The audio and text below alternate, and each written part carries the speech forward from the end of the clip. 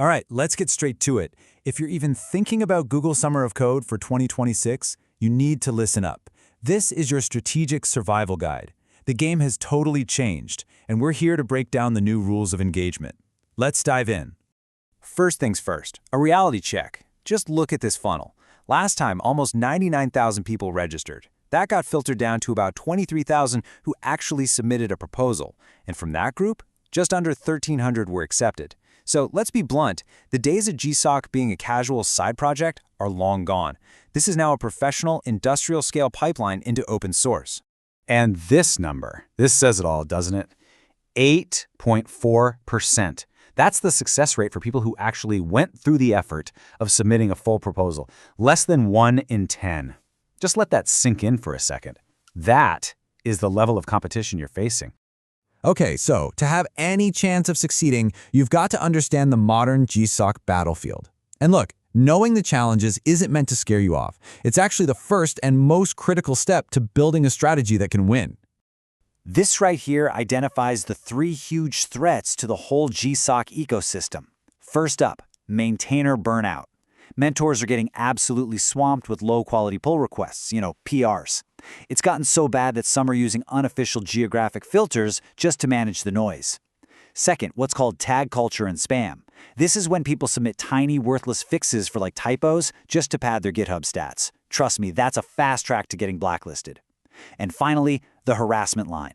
This is a big one. There was a recent case where contributors actually harassed a mentor after being rejected, and they got hit with permanent bans from GSoC and other major programs. Seriously, don't be that person. So, this is the directive you have to burn into your brain. And let me be clear, this is not a suggestion. It's a hard and fast rule for survival. Trivial, spammy contributions will get you disqualified and, yeah, in many cases, exiled from the community. Your reputation is everything. Okay, enough with the doom and gloom. Let's talk about the solution. How do you actually win? Well, success in GSoC 2026 is a long-term mission, not a last-minute scramble. So let's break down the playbook. This timeline, this is your new best friend. Seriously.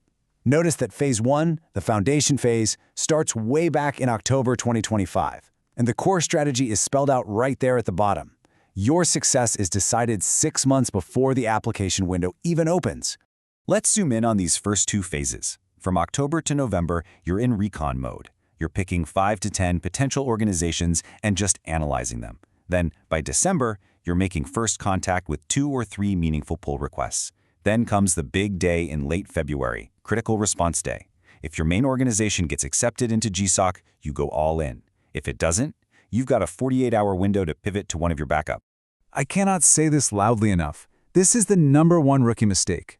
If a mentor sees that your very first interaction with their project is in March, they know exactly what's going on. You're just there for the GSoC credential. And at that point, it's too late. You've already lost. You've also got to be smart about assessing risk when you pick an organization. A standard path, like, say, for Django, might have 15 to 25 applicants fighting for each slot, and you'll probably need 5 to 10 merge PRs to be competitive. But a high-risk path, like the Linux kernel, you're looking at 40 to 60 applicants per slot, and they'll expect deep, complex systems-level contributions. The reward is huge, but you have to be brutally honest with yourself about your skill level. All right, so you've put in the work for months. Now it's March, and the application window is finally open. So let's talk about how to craft a proposal that actually gets read and, more importantly, gets respected. This here is what we call the golden heuristic. It's simple. Your proposal strategy depends entirely on how much you've already contributed. If you're a veteran with 10 or more merged PRs under your belt, your proposal can be short and sweet, focusing on the what, the outcomes you'll deliver. Why? Because your code already did the talking. But if you're a rookie with less than 5 PRs, your proposal has to be way more detailed. You have to focus on the how, proving your technical skills with diagrams, justifications, and even code snippets. So, what does a winning proposal actually look like? Well, it has 3 absolutely essential parts. First, your prior contributions. This is the first thing mentors look at, so list every single merged PR.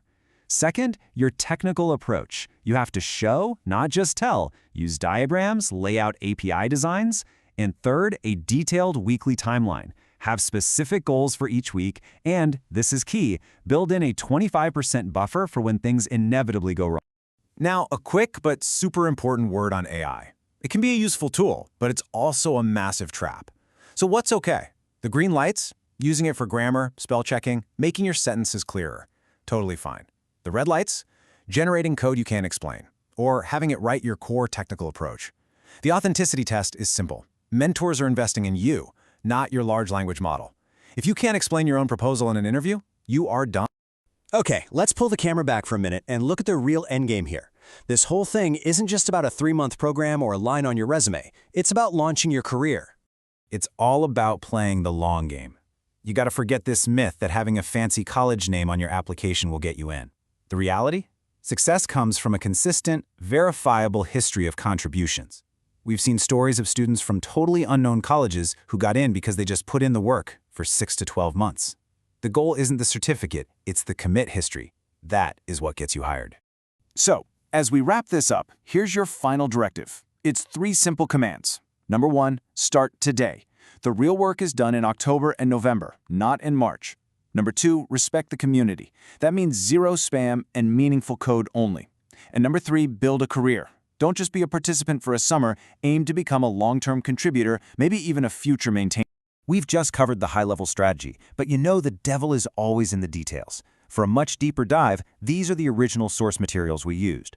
On the left, you'll see a detailed 7-month prep plan and readiness checklist. On the right, there's a white paper on the program's history and challenges. I'd really recommend pausing here to check them out. Thanks for tuning in. Your mission starts now.